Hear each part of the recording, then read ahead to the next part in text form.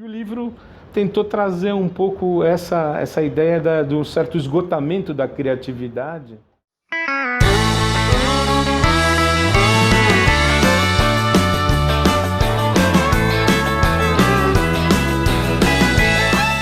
Seu programa Só Livros de volta hoje recebe o médico e escritor Dr. Paulo Rosenbaum.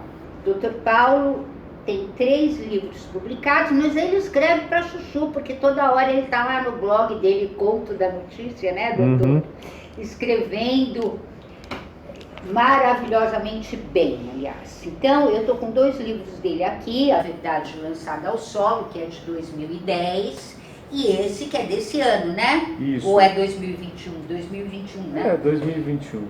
Navalhas Pendentes. Pois é desse aqui que a gente vai falar hoje. Então, é o seguinte, você pode imaginar você acordar de manhã e o teu apartamento tá todo bagunçado, todo revirado, e tem um fio de sangue vindo de lá, uma navalha chegando até você, e você não tem a menor ideia do que já aconteceu?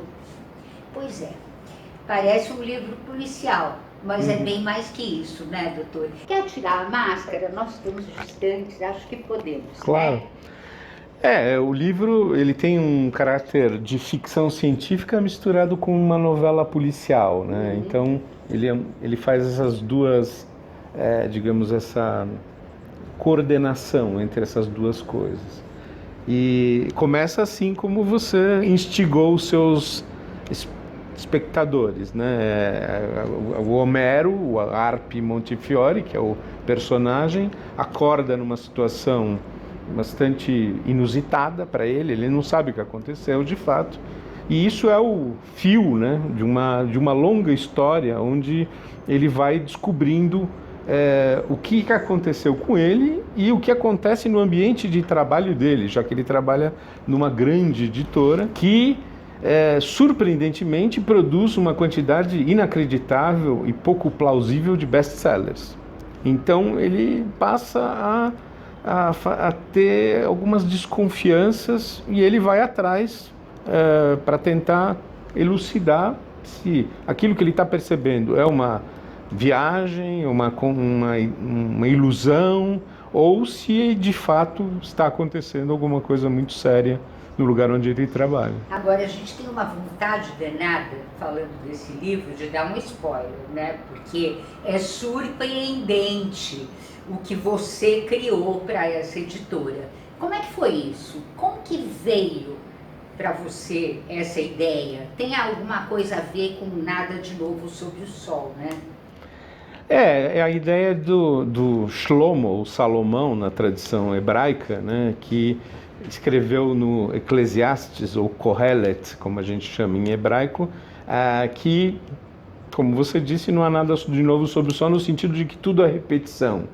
Tudo é, na linguagem do Nietzsche, um eterno retorno. A ideia de que as coisas não mudam assim tão facilmente. Então, o livro fala de uma situação, não é só uma questão das editoras, um complô de editoras ou um complô, digamos, na literatura.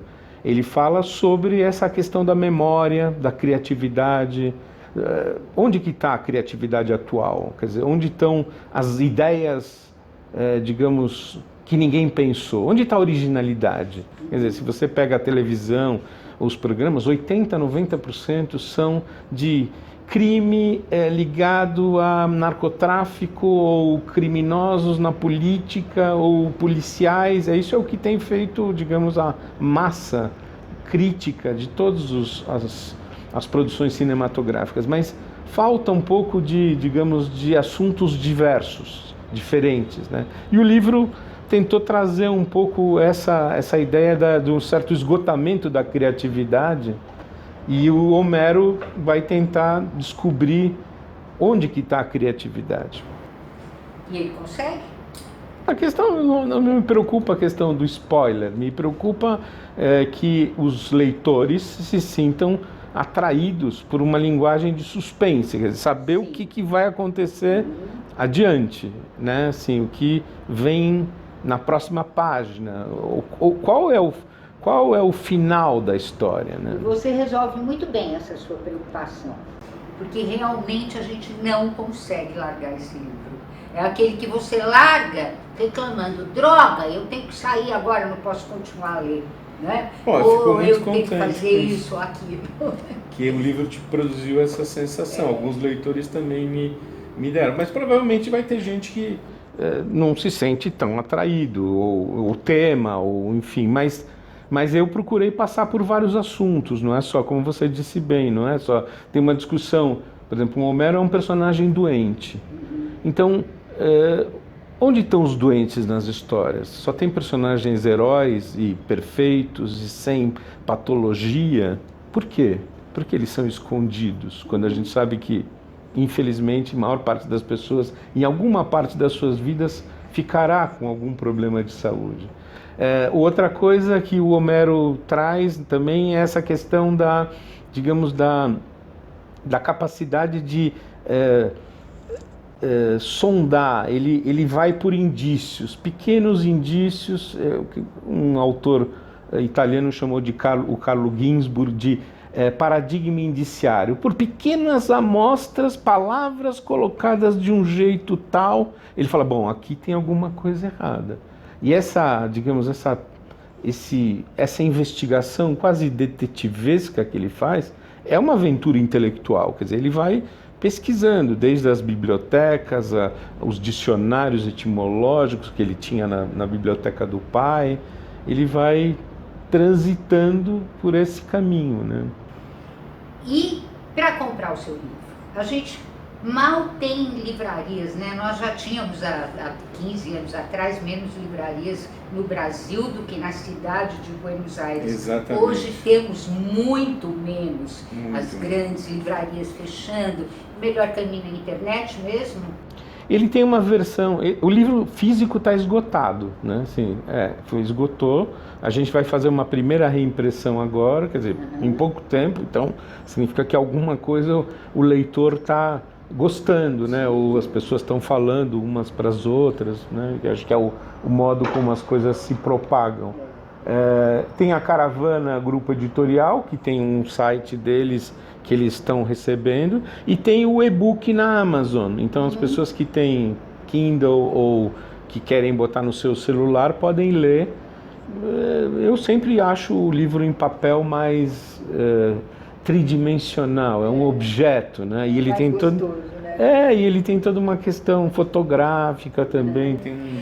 Sim, que é maravilhoso, aquela sequência de fotos que vão se revelando, né? Isso é um trabalho interessante, falar da produção da Lisley Nascimento e da professora lá da UFMG, e da Polly Chivec, que fez um ensaio fotográfico, né? É muito bom aquilo. É para criar mais digamos, um grilo na cabeça do leitor, né? Ótimo, é isso então. Então, hoje a gente conversou com muita alegria com o Dr. Paulo Rosenbaum sobre o seu livro Navalhas Pendentes. Você não pode perder. Obrigada, Dr. Paulo. Muito obrigado pela oportunidade. Essa investigação quase detetivesca que ele faz é uma aventura intelectual, quer dizer, ele vai pesquisando desde as bibliotecas, os dicionários etimológicos que ele tinha na biblioteca do pai.